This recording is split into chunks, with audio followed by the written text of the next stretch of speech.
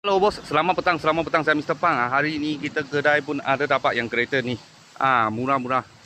Okey, tahun 2014. Toyota Fortuner 2.7 V-Spec, paling high spec lah. Ini paling high spec. Harga jual 46,800 sahaja. Kereta ni memang banyak baik lah kalau pakai. Sebab dia boleh 4 view, boleh duduk 7 orang. Nak masuk kebun pun boleh. Nak bawa barang pun boleh. Belakang punya kerusi boleh lipat lepas tu bawa barang pun boleh juga.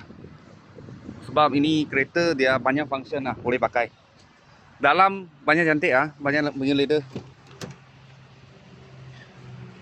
Warna black color. Sebab ini high spec 2.7 punya, dia warna lain sikit, dia gelap. Kalau dia low spec sikit punya warna coklat lah. Warna coklat, ini semua warna coklat. Tapi ini gelap punya. Ini V spec. Elektronik ada bagi you. 4 view gear memang ada. Sebab dia boleh 4 view, boleh 2 view. Android player, reverse camera. Dalam belakang leather semua cantik. Boleh duduk 7 orang, boleh jadi SUV, boleh jadi MPV, lepas tu boleh masuk kebun 4x4. Dia banyak function boleh pakai lah. Beli satu biji kereta boleh pakai habis. Tahun 2014, 2.7 V-Spec V-Spec.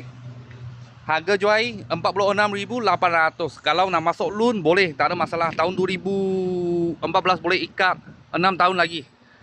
Bank boleh ikat 4 tahun lagi. Bulanan anggaran 900 lebih 1,000 lah. Macam tu sebab ikat pendek mah. Kalau bos-bos dengan kawan-kawan siapa tengah cari satu 4x4, lepas tu SUV, MPV, ini kita sini ada sebiji. Baru masuk aja. Murah termarket. Kalau ada apa murah-murah kita, saya akan video lagi. Thank you bos, thank you.